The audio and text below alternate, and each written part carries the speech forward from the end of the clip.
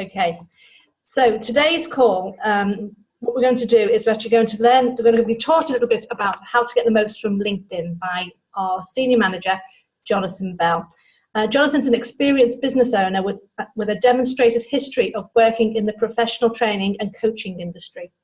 He's skilled in business planning, coaching, integrated marketing, sales, and business coaching, as well as being a relationship marketing professional and entrepreneur.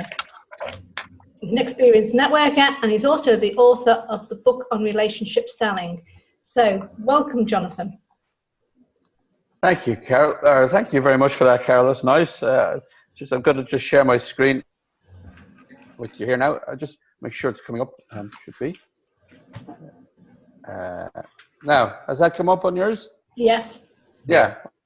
Thank you. Okay. Well, thank you for that introduction. So will I take it away and show you how I use LinkedIn, and particularly with Sendoutcards? Yeah. Well, I've always felt that LinkedIn is probably underutilized from the point of view of a lead generation, and yet it's probably the biggest database of business owners anywhere in the world. So what I'm going to do is I'm just going to take you through today the workshop that I run for business owners on how to get the best out of LinkedIn and a great way of building relationships with existing customers, potential customers, and the wider general public, particularly those who are in business. And I think Sendoutcards is a great way because you'll see when you get to the fifth stage of it, it's very much the way that we stay in touch, and especially looking at the digital versus the print media, which is the one that I emphasize on the workshops. That's my own profile. It changes regularly. I certainly change it from time to time just to make sure that people are seeing that the updated profile from time to time. So really, I'm just going to go straight into it. I know we're on a time frame here, so I'll take you through certainly the slides that I sent you, and I've put a couple of extra ones in just to demonstrate this particular workshop. So as we all know, there are 4 ways that we can grow our revenues in any business. And when I work with business owners, I use this with them, and some use the medium of advertising. Some people go down the public relations route. Some people go down the cold calling route, although that seems to be getting harder and harder because, and then some people go down the relationship building avenue to build business. And really what I do here is show the ways that with LinkedIn that you can use this system, this revenue building system, in order to build and maintain the relationships. There's nothing new about the 5-step model of the referral marketing. But what is new is LinkedIn in the last few years. And what we do is we just bring these two things together, i.e. the referral marketing process and LinkedIn, and show you how you can merge them together. My own background is in the financial services industry, and I started in that in the 1980s. And one of the things that we were always encouraged to do if we were doing a plan with somebody, a pension or a life policy, was and say it was with an architect, what we were encouraged to do was that when we were delivering the documents was to take a page out of the yellow pages of the architects who might be in the area and then go to the architect in order to look for referrals, and we would be encouraged to say, well, who do you know on this list who we might be able to talk to in order to introduce our services to them. And so that was sort of the generating the names of who we could talk to and helping them to identify who they were. That's what LinkedIn is. LinkedIn helps you to do that, but more importantly, in addition to that, it shows who's connected to them so that you can see who's actually connected to those people who you have relationships with or who you may want to build a potential relationship. So I think we've all found that over the years there are only the ways of building is that people make decisions through the relationship that they have, the existing relationships. Some people ask for referrals, and about 15% of business is done on the premise of advertising. So if we look at that and we say that 85% of people make consumer purchases without ever looking at advertising, they actually do it through the existing relationships that they have, and secondly with referrals that they ask for. So in the book that I published a number of years ago, The Principles of Relationship Selling, I talk about that 70% of doing business with people is having good rapport and trust with them, and most importantly then having a good questioning process in order to build those relationships. Because as we've seen in Sendoutcards, it's not just about the people, it's about finding out about them, what they do, how they do it, who they do it with, when they do it, and why they do it that way. And if we have that, we then have a permission to make a presentation, and indeed then to ask for the sale. I was introduced to a different model of that when I started in the sales process, and it was the one that I was never an advocate, but it was get the business at all cost model of selling. And I just never liked it. It was, we were taught all these techniques like the Duke of Wellington close, the half Nelson close, and we'd spend a day on these, but really they weren't really of great purpose, because through all of this, I was asking, well, what about the relationship? So if I can show you a system that you can use, is obviously we've heard about this trusted advisor in having a good relationship with people. And it's the most effective and time-tested relationship for building lead generation. So if there was a structured system that allowed you to have a structured and cost-effective method of generating new prospects and leads, while at the same time giving you the opportunity to stay in touch with your existing customers personally, consistently, and systematically. And you'll see later in the presentation that this personally, consistently, and systematically is very much where I bring in the Sendoutcard system in order to do this. So what could that do for our business? Well, it can certainly bring new quality leads and generation of good quality leads to the business. However, there are three areas, and on the seminar I go through this, is that in order to have referral marketing working, you need to have a good network of people who know you are, who you are, and know what it is that you do. You need to have a network of people who know you, like you, and trust you.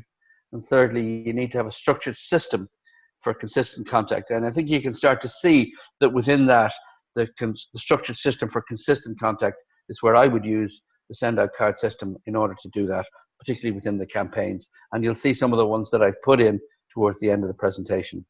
I mentioned there at the very beginning, why lead generation? Well, as we start to see people, and we all know that our sales funnel, people going in who are interested in Sendoutcards or interested in general business, that this whole funnel, and I talk about this in the book, is that there's also leaks in that bucket where you look at it there and you say, right, okay, well, sometimes we have first meetings, they don't do business with us straight away, but we need to stay in touch with them.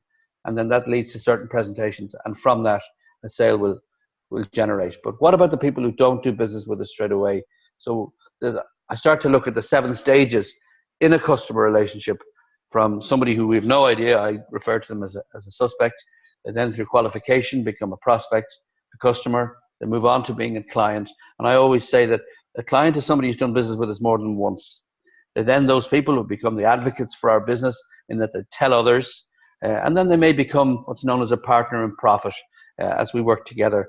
And through all of this, we may have a business friendship that comes about. So they're the 7 stages that I talk about in the book on relationship selling. Most importantly for this particular webinar, why LinkedIn?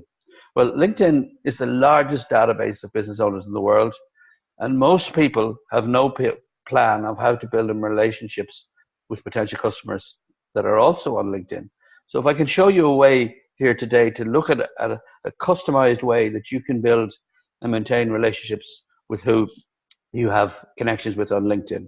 Most people will say, well, I have all these LinkedIn connections, and somebody sends out an invite and they come back, and then you say, well, what now? What do we do now?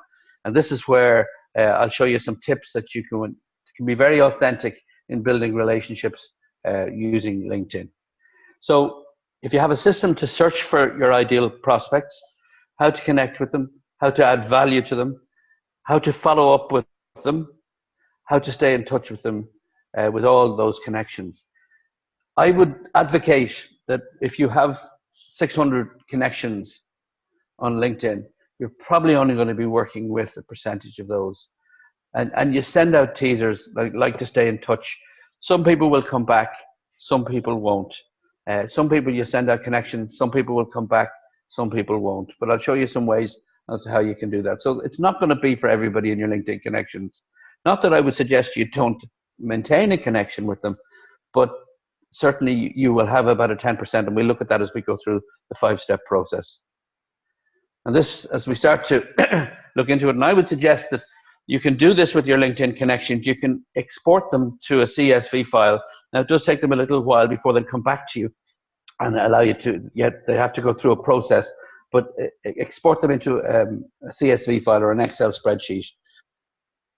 And then what we'll do is, when you've done that, is to categorize the list of connections into A, B, and C. People who you have relationships, people who you potential relationships, and people who you may not even know, because you'll find within your LinkedIn connections there will be people who you mightn't even know. And if you keep a record of why you connect with people as you go through, you remember why that happened. I have about 1,130 connections at this stage, but I wouldn't have connections. I wouldn't have relationships with some of those people. That's not to say they wouldn't come up on my feed, but my job is to build relationships with those people over time. We look at their communication style, a very interesting way that through LinkedIn you can see what way they like to be communicated with. We then identify the communication process, and then how you can stay in touch with those connections over time. And that's very much where I would use Sendoutcards. Finding their referral style. An interesting, and I'm sure you may have come across this before, there are many of these available. We've been using this in Prosper for quite some time on defining communication styles, buying styles, selling styles, networking styles. And there are 4 very distinct styles. We use ours to colors, but it's sometimes people use a system called DISC, which I'm sure you've come across over time. And there are 4 very different types of styles, and I'm going to show you just a couple of LinkedIn profiles to see can we identify what those styles are. But the first style is what I would call the competitive, the demanding, the determined, the strong-willed, purposeful, and the driver. You know, these people, they sort of tell it like it is. They sometimes have a saying that says, if I want your opinion, I'll give it to you. And we all will probably know people who are like that.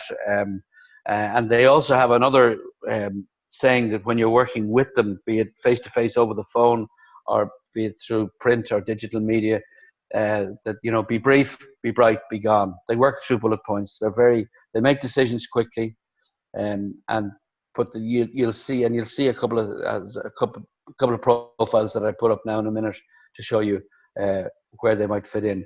Then you have your sociable, dynamic, demonstrative, enthusiastic, persuasive, and expressive. They're the natural networkers. They have loads of connections. They know everybody. They know everybody who knows everybody. The 6 degrees of separation that we talk about in the world don't apply to these people. There's about 3, because they literally do know everybody who knows everybody. They also have a saying that goes with them that says, you know, generally speaking, they're generally speaking. And sometimes we just need to be a little bit more specific with these people and helping them to get focused on certain areas. And the reds and the yellows would be more your extroverted style of personality. Then on the other side of it, you have which would be more towards a preference towards introversion, and the greens, who are more caring, encouraging, sharing, patient, relaxed, and amiable. And they have a wonderful saying that goes with them that says, "I don't care what you know until I know that you care." And I think they take a little bit longer to build relationships with, but they're very loyal when they do. They don't move at the same pace necessarily as the reds, but they stay at a pace, and they're very consistent with that pace. And then you have your cautious, precise, deliberate, questioning, formal, and analytical. They will analyze to the nth degree. They can sometimes suffer from a thing called paralysis by analysis. They don't know always what the right decision is going to be. And you'll see that within their LinkedIn profiles, they will do everything by the letter. And certainly, by the way, we have all 4 of these styles. They're just in varying proportions. And I'll show you later on a system that I use when somebody does connect with me. I offer them a profile to see what their own networking style is. And these sometimes can be when the colors are under pressure, they can be perceived in these ways. And it's interesting because that's sometimes the great song, the true colors come through when people are under pressure. But more importantly, this is a great way to identify somebody's own style. Now, if you're face to face, it's probably a little bit easier to do that. Over the phone, the words that they use But how do we do it when we're on a LinkedIn profile? Can we identify it? And just to put up just a couple of them here.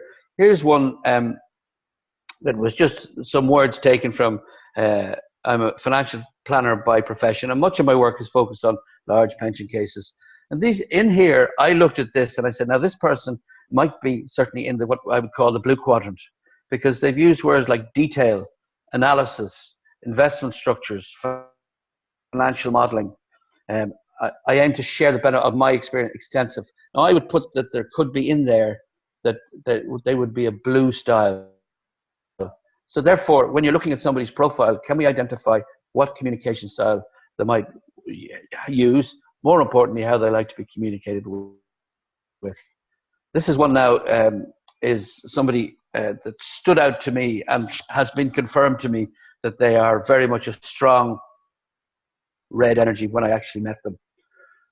Because what actually struck me was the roadmap to success in capital letters sort of struck me that this person may well be a red. So this is just a couple of, this is not an absolute, but it gives you indicators of what type of style they may be using in their LinkedIn profile.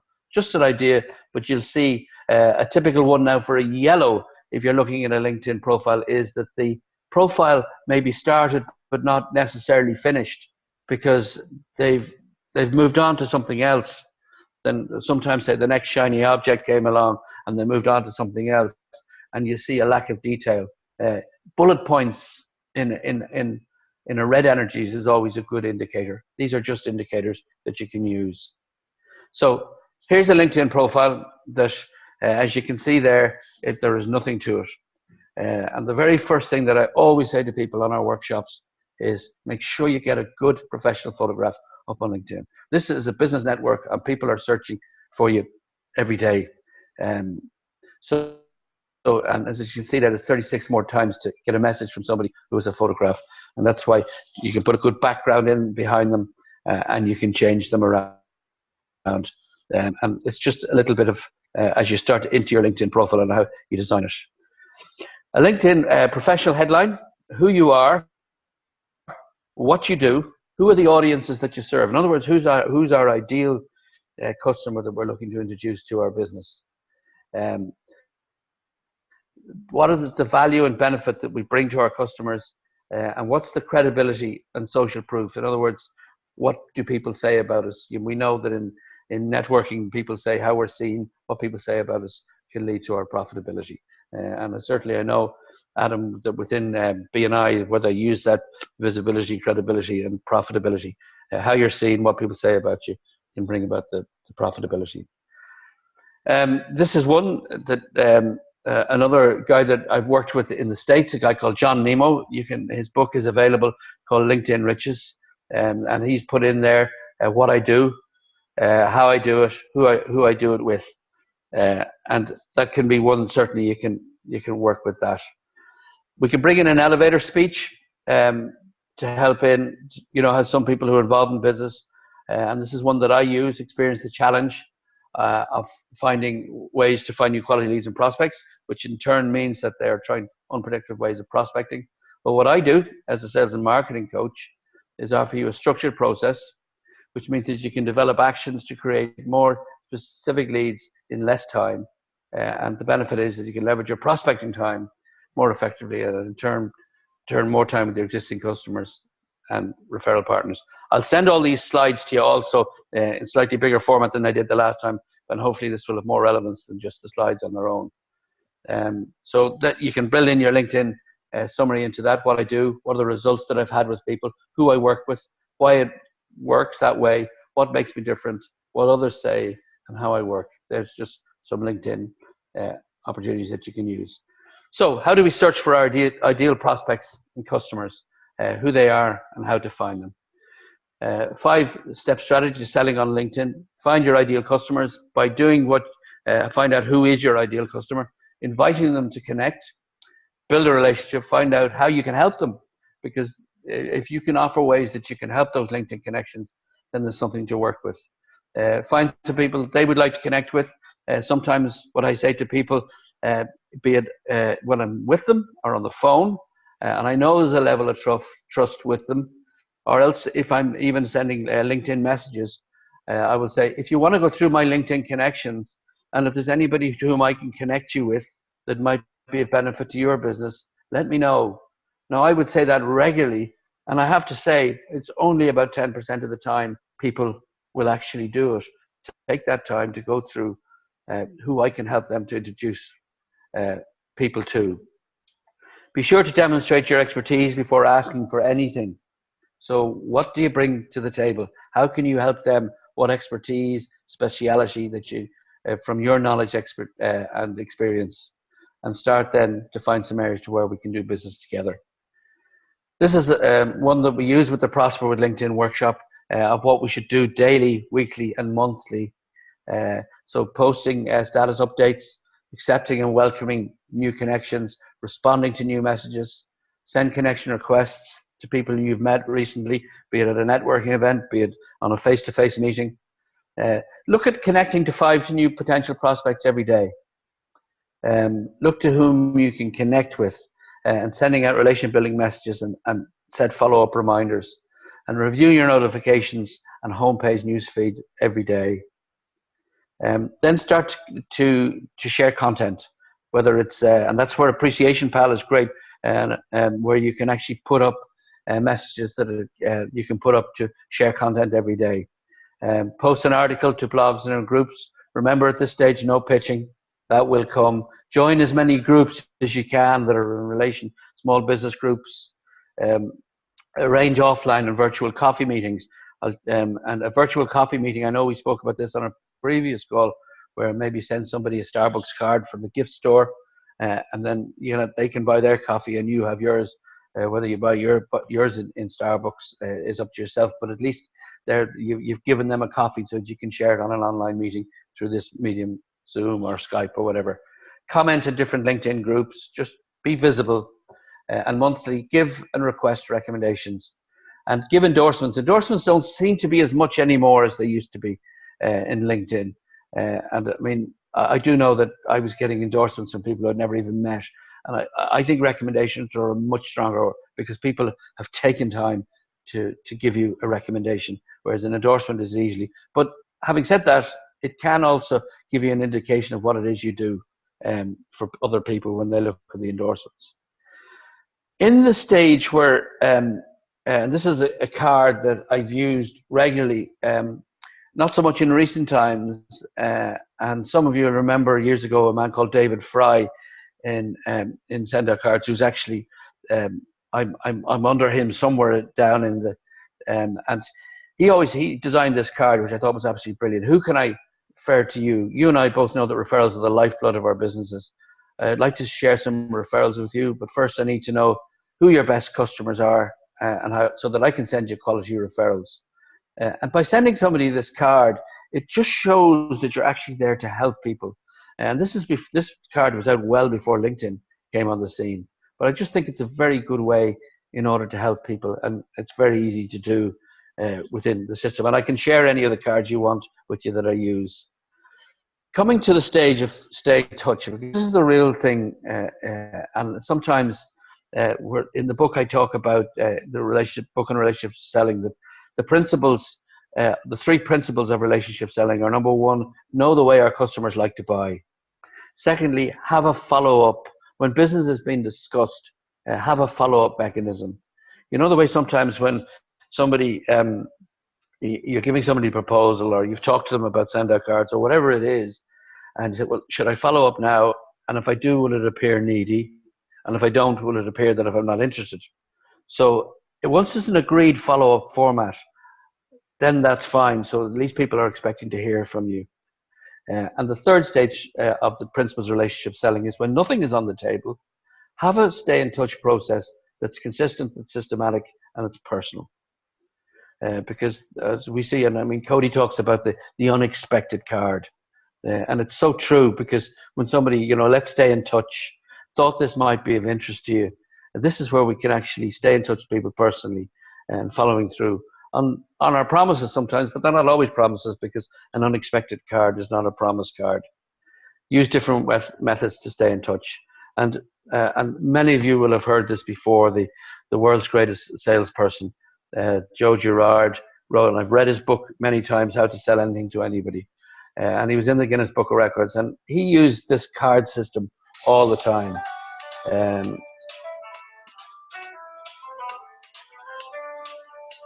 And sorry, just on that on hold. So all his business came from referrals. What was Joe Girard's secret? Well, he developed a system of staying in touch with all his clients, previous customers, and prospects. And he sent cards to his network every single month. And you've seen many of these before, handwritten messages. This was before Sendoutcards. This is how he used it, and he talks about it in his book of how he stayed in touch with people. And I mean, sending those amount of cards every single month, employing 2 full-time assistants to help him write stuff and stamp those envelopes was a full-time job. We now have a wonderful system that can do that in our own handwriting, with our own signature, and branded to do that at the back of the card.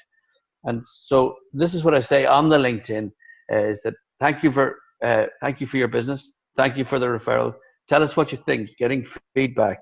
Cover of a new brochure, scan it into a card, image of a new homepage of a website. If there's a service or review due, dentist's great way to be able to, when the annual visit or the 6-monthly visit comes up. So you mentioned in the press, send them a card. Well, I suppose it depends what they were in the press for, but certainly send them a card so you mentioned in the press. Most of all, it's about giving. And here's some of the ones that I've done for some of the companies that I've worked with. Congratulations, thought this might be of interest to you. Special offer. Thank you.